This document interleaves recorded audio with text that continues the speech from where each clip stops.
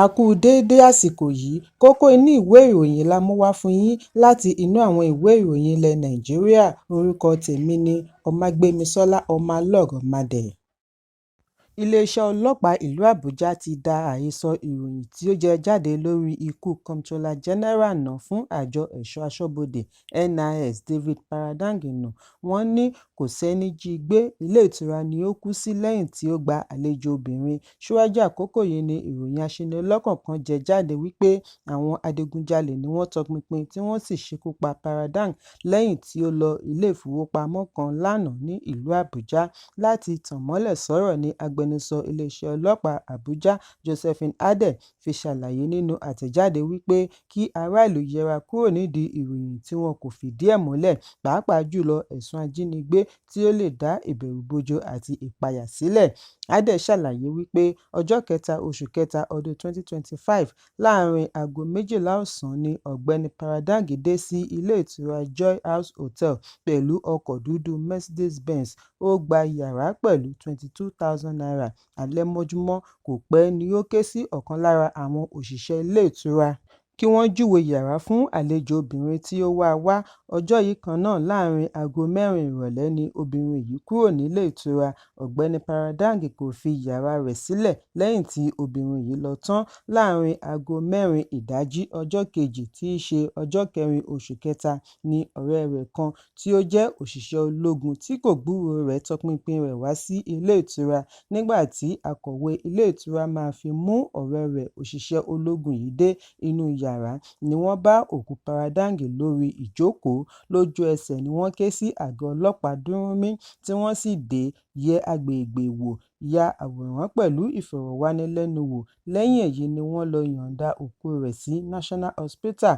Bí àwọn òṣìṣẹ́ ilé ìtura ṣe ń ran ọlọ́pàá lọ́wọ́ lórí ìwádìí wọn. Alukoro ọlọ́pàá fi kún un wípé ìgbìyànjú ń lọ lọ́wọ́ láti rí àlejò obìnrin tí ó gbà mú. Wọ́n wá rọ ará ìlú àti iléeṣẹ́ ìròyìn kí wọ́n jáwọ́ nínú àti máa gbé ìròyìn tí kìí ṣe òtítọ́ kiri, pàápàá jùlọ lórí ẹ̀sùn ajínigbé, nítorí èyí lè dá ìfòyà sílẹ̀. Ẹ̀kúnrẹ́rẹ́ ìròyìn yìí wà nínú ìwé ìròyìn Leadership tó jáde lónìí. Ààrẹ Bọ́lá Tinubu ti fi ìkíni kú oríire ránṣẹ́ sí ààrẹ ìjẹta Olúṣẹ́gun Ọbásanjọ́ bí ó ti pé ọdún 68. 88. Ó ṣe àpèjúwe rẹ̀ ní adarí àrà ọ̀tọ̀ tí ó ti kó ipa pàtàkì nínú ìdàgbàsókè orílẹ̀-èdè. Nínú ọ̀rọ̀ ìkíni kú oríire ni Tinubu ti ní dídásí tí Ọbásanjọ́ ń dá sí ọ̀rọ̀ orílẹ̀-èdè ní gbogbo ìgbà ti mú àyípadà tó lápẹẹrẹ bá ètò ìṣèjọba àti òfin. Ó fi ara jì fún orílẹ̀-èdè gẹ́gẹ́ bí ológun. Bákan náà ni ó fìtàn balẹ̀ gẹ́gẹ́ bí adarí ológun tí ó gbàjọba lẹ́yìn ikú General Muritàlá ní ọdún 1976. Ó parí sáà rẹ̀ kí ó tó yọ̀ǹda agbára fún ìjọba tiwantiwa ní ọdún 1979. Ogún ọdún lẹ́yìn èyí ni ó di ààrẹ ìjọba ará ìlú ní 1999 lẹ́yìn tí ó jàjàbọ́ kúrò nínú ọgbà ẹ̀wọ̀n láti bọ́ sí ìṣèjọba tuntun mìíràn tí ó bí ìjọba tiwantiwa tí ó pé ọdún 25 láìpẹ́ yìí. Ẹ̀kúnrẹ́rẹ́ ìròyìn yìí wà nínú ìwé ìròyìn Vanguard tó jáde lónìí. Ilé-ẹjọ́ gíga ìlú Àbújá ti ṣe ìdáwọ́kọ̀ fún ìgbìmọ̀ Senate Committee on Ethics, Privileges and Public Petitions láti má ṣe àgbékalẹ̀ ìgbìmọ̀ olùbáwí tako sínétọ̀ tó ń ṣaṣojú Kogi Central, Natasha Akpoti-Uduaghan. Adájọ́ Obiore Egwuatu ni ó gbé ìdájọ́ yìí kalẹ̀ lánàá ọjọ́ Ìṣẹ́gun lẹ́yìn ẹ̀sùn tí agbẹjọ́rò Akpoti-Uduaghan pè. Ìròyìn jábọ̀ wípé 20 oṣù kejì ni Akpoti-Uduaghan ní fàákàjà pẹ̀lú ààrẹ ilé-ìgbìmọ̀ Godswill Akpabio lórí àga ìjókòó. Bí Akpoti-Uduaghan ṣe kọ àga tí Akpabio pín fún un, tí èyí túmọ̀ sí wípé ó kọ ọ̀rọ̀ sí ààrẹ ilé-ìgbìmọ̀ lẹ́nu. Sínétọ̀ tó ń ṣaṣojú Èkìtì South Senatorial District Yẹmí Adaramodu ní ìgbésẹ̀ yìí tàbùkù ilé-ìgbìmọ̀. Ó ní gbogbo akitiyan láti paná ọ̀rọ̀ yìí ló túbọ̀ ń fẹjú kẹ̀kẹ̀ sí i pẹ̀lú ìgbésẹ̀ aṣòfin Kogi. Èyí ló mú ilé-ìgbìmọ̀ fi ẹ̀sùn ọ̀hún ránṣẹ́ sí Senate Committee on Ethics, Privileges and Public Petitions fún ìgbésẹ̀ tí ó tọ́. Bí ilé-ìgbìmọ̀ ṣe ní kí wọ́n ṣe àgbéyẹ̀wò ìṣẹ̀lẹ̀ yìí kí wọ́n sì jábọ̀ padà sí ilé ńlá. Ẹ̀kúnrẹ́rẹ́ ìròyìn yìí wà ní ìwé ìròyìn Punch tó jáde lónìí. Lónìí ọjọ́rú ni sínátọ̀ Natasha Akpoti-Uduaghan ya wọ ilé-ìgbìmọ̀ láàrin ìfẹ̀hónúhàn tí àwọn alátìlẹyìn rẹ̀ ń ṣe bí wọ́n ti gbé pátákó dání pẹ̀lú ìpè wípé ààrẹ ilé-ìgbìmọ̀ gbọdọ̀ kọ̀wé fi ipò sílẹ̀. Bákan náà ni àwọn mìíràn tí wọ́n jẹ́ alátìlẹyìn Akpabio náà ń ṣe ìfẹ̀hónúhàn pẹ̀lú pátákó lóríṣiríṣi bí wọ́n ti ń ké sí Natasha kí ó tọrọ àforíjì lọ́wọ́ Akpabio àti ilé-ìgbìmọ̀.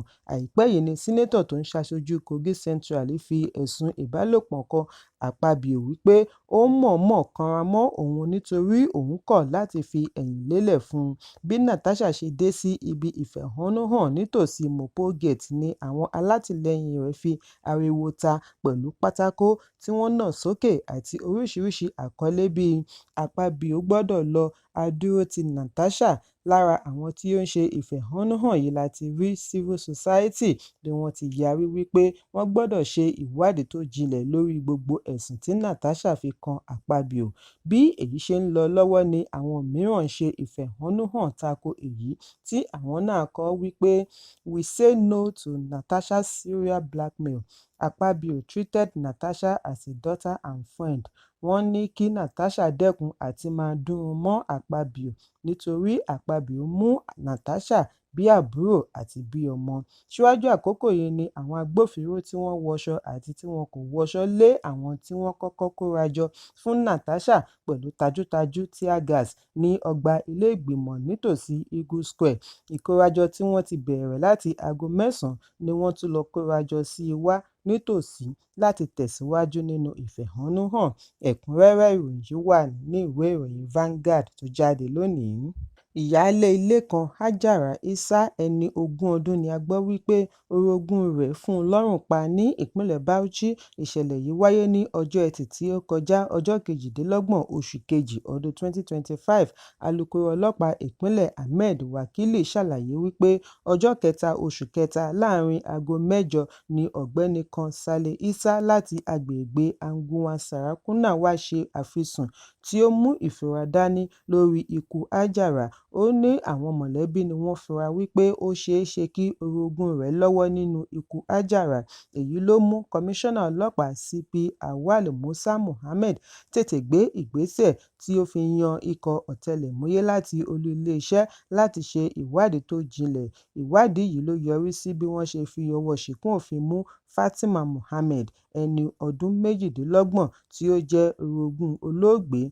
Ahmed Wakili tẹ̀síwájú wípé ìwádìí àkọ́kọ́ ṣe àfihàn bí Fatima Muhammed ṣe jẹ́wọ́ ẹ̀ṣẹ̀. Ó ní òun fún un lọ́rùn pa.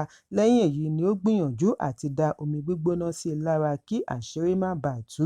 Iléeṣẹ́ ọlọ́pàá ní lẹ́yìn ìwádìí àwọn á fi ẹ̀sùn rẹ̀ ránṣẹ́ sí ẹ̀ka ìṣèwádìí ìwà ọ̀daràn fún ìgbésẹ̀ tí ó kàn.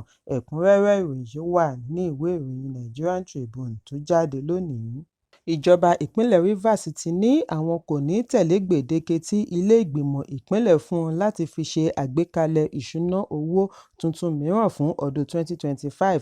Ìròyìn jábọ̀ wípé ilé-ìgbìmọ̀ tí agbẹnusọ Martin Samewule ń darí fún ìjọba ìpínlẹ̀ ní wákàtí 48 bẹ̀rẹ̀ láti ọjọ́ Ajé láti fi ṣe àgbékalẹ̀ ìṣúná. Gbèdéke yìí wáyé lẹ́yìn ìdájọ́ ilé-ẹjọ́ tó ga jùlọ tí wọ́n fi dá àwọn aṣòfin wọ̀nyí padà sí ilé-ìgbìmọ̀. Nígbà tí ó ń fèsì lórí gbèdéke tó tẹnubẹ́po lónìí ni ìjọba dá wọn lóhùn wípé pẹ̀lú lẹ́tà tí wọ́n kọ ránṣẹ́ sí agbẹnusọ ilé-ìgbìmọ̀ wípé àwọn kò gba ìpinnu kankan láti ilé-ìgbìmọ̀. Wọ́n ní ọ́fíìsì gómìnà, igbákejì rẹ̀ tàbí ọ́fíìsì olùṣírò àgbà kò gba lẹ́tà kankan. Àwọn ṣì ń retí kí agbẹjọ́rò wọn mú lẹ́tà wá láti ilé-ẹjọ́ Certified True Copy ìdájọ́ ilé-ẹjọ́ tó ga jùlọ wípé lọ́gán tí lẹ́tà yìí bá ti tó gómìnà lọ́wọ́ yóò ṣe gbogbo ohun tí ó bá yẹ fún àǹfààní ará ìlú. Ẹ̀kúnrẹ́rẹ́ ìròyìn yìí wà ní ìwé ìròyìn Daily Post tó jáde lónìí. Àsìkò Lẹ́ǹtì jẹ́ ọ̀kan gbòógì nínú Almanaki Kristẹni bí ó ti ń bẹ̀rẹ̀ lónìí ọjọ́ 5 oṣù kẹta ọdún 2025 pẹ̀lú ọjọ́ òní tí wọ́n yà sọ́tọ̀ fún àyájọ́ ọjọ́ eérú Ash Wednesday. Ogójì ọjọ́ ni wọ́n yà sọ́tọ̀ fún ààwẹ̀ àti àdúrà pẹ̀lú ìtọrẹ àánú tí yóò yọrí sí ayẹyẹ àjíǹde Jésù ní 20 oṣù kẹrin. Ogójì ọjọ́ yìí ni ó ṣe àpẹẹrẹ ogójì ọjọ́ tí Jésù Kristi lò nínú aginjù, àsìkò fún ìrònúpìwàdà, ìfarajìn àti ìgbáradì ti ẹ̀mí. Àyájọ́ ọjọ́ eérú ni ọ̀pọ̀lọpọ̀ mílíọ̀nù Kìrìsìtẹ́nì lágbàáyé máa ń kópa nínú ẹ̀sìn láti gba àmì eérú síwájú orí wọn pẹ̀lú àmì àgbélébùú. Eérú yìí jẹ́ èyí tí wọ́n rí lára màrìwò tí wọ́n dáná sun láti màrìwò tí wọ́n lò ní ọdún tí ó kọjá tí ó ti gbẹ mọ́lé, láti fi ṣe ìrántí wípé erùpẹ̀ lásán ni ọmọ ẹ̀dá, kí a sì lè ronúpìwàdà. Bí àwọn òjíṣẹ́ Ọlọ́run ṣe ń sàmì eérú yìí ni wọ́n máa ń sọ báyìí wípé, ṣèrántí wípé erùpẹ̀ ni ìwọ, inú erùpẹ̀ ni ìwọ yóò padà sí. Wọ́n fi èyí rán wọn létí pàtàkì ìwà pẹ̀lẹ́, pàápàá jùlọ lásìkò Lent. Ẹ̀kúnrẹ́rẹ́ ìròyìn yìí wà ní ìwé ìròyìn Punch tó jáde lónìí. Kókó inú ìwé ìròyìn tòní kò ní jù báyìí lọ. Ẹ pàdé mi ní ìrọ̀lẹ́ fún àkọ́tún ìròyìn. Kí a tó lọ, ẹ má ṣaláì fi àkíyèsí yín ránṣẹ́, kí ẹ sì bá wa subscribe sójú náà wa lórí YouTube, kí kókó inú ìwé ìròyìn lè máa tẹ̀ yín lọ́wọ́ ní kíákíá.